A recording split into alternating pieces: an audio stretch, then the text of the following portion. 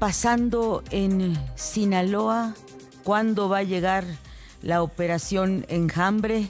Ya son más de 100 días de violencia en la disputa entre cárteles. Matan ayer a un colaborador del secretario de Seguridad, García Harfuch. Para poner en perspectiva este tema, tenemos en el programa, y mucho agradecemos su participación, al consultor en temas de seguridad, David Saucedo. Bienvenido, David.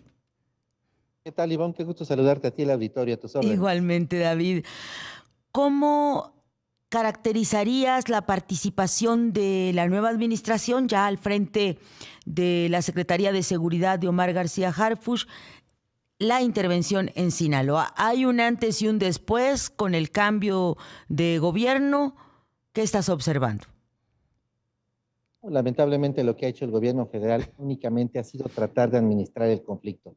Como es notorio, la violencia homicida se mantiene, si no es que se ha incrementado en esta entidad, a pesar de la narrativa de éxito que han tratado de construir las autoridades, exhibiendo cifras de reducción de homicidios. Lo cierto es que en paralelo ha habido un incremento del número de desapariciones, un fenómeno muy similar al que se presenta en entidades como Zacatecas, Guanajuato, Jalisco, Michoacán, en donde a pesar de la reducción de los registros de homicidios en los servicios médicos forenses, hay un incremento proporcional en el número de desapariciones, lo que hace suponer que en realidad muchas personas que fueron secuestradas por el narcotráfico, en su caso torturadas y asesinadas, fueron enterradas en narcofosas, y esto impide que se tenga un registro puntual de las personas que lamentablemente fallecen.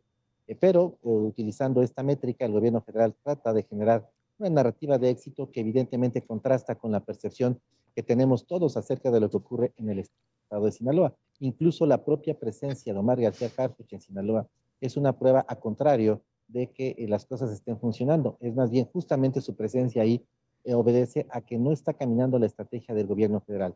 Lo cierto es que no le están apostando a la pacificación. Me parece que ese es un objetivo que hace tiempo no se plantean. Más bien lo que están tratando de hacer es administrar el conflicto y tratar de reducir en lo más posible los efectos que tenga el caso Sinaloa en la popularidad de la presidenta Claudia Sheinbaum y la imagen global del gobierno federal. Todo esto ocurre, por supuesto, también debido a presiones de Washington hacia el gobierno federal para que se reduzcan los envíos de drogas ilícitas de México a los Estados Unidos, y en concreto la operación que realiza en este sentido la facción de los Chapitos del cártel de Sinaloa.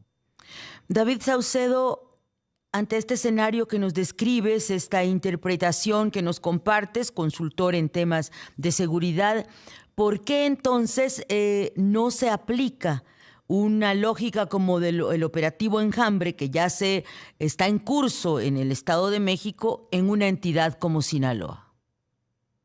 Coincido plenamente con tu apreciación. Lo que hace fuerte al cártel de Sinaloa y a otros grupos de macrocriminalidad es que no solo se trata de grupos criminales, se trata de organizaciones que cuentan con un apoyo de la élite empresarial, cuentan con anillos de protección política, policial, militar e incluso con una base social de apoyo.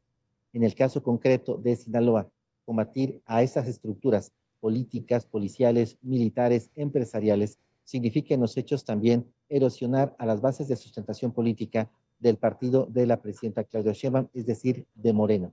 Desde hace tiempo lo que tenemos es una dificultad por parte del gobierno federal para poder enfrentar esta coyuntura, justamente porque hay una situación muy compleja.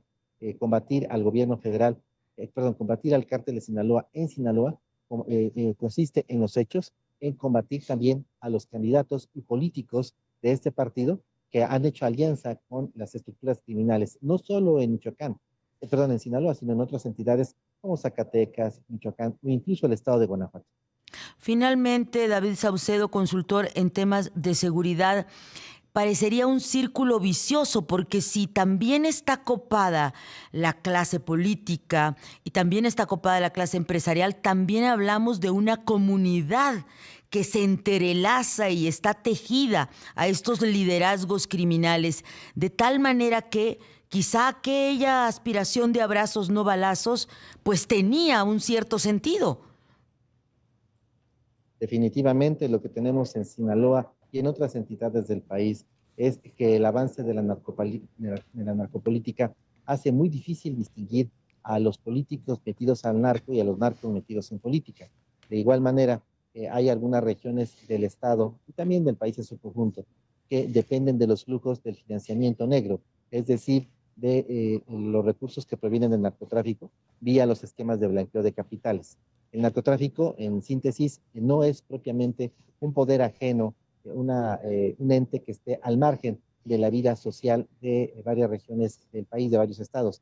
Ha penetrado en distintas facetas de la vida, la narcocultura, el desarrollo económico de algunas zonas, el poder político financiando proyectos y a candidatos. Es decir, el narco ya no forma parte, ya no es un ente ajeno a las sociedades, se ha incrustado dentro de varias entidades y tiene esta capacidad y esta influencia, lo que le hace muy difícil de extraer. Pues ahí está el diagnóstico de David Saucedo, que mucho agradecemos esta mañana, consultor en temas de seguridad. Gracias, David, y seguimos pendientes. Gracias, Ivonne, te mando un abrazo. Un abrazo para ti.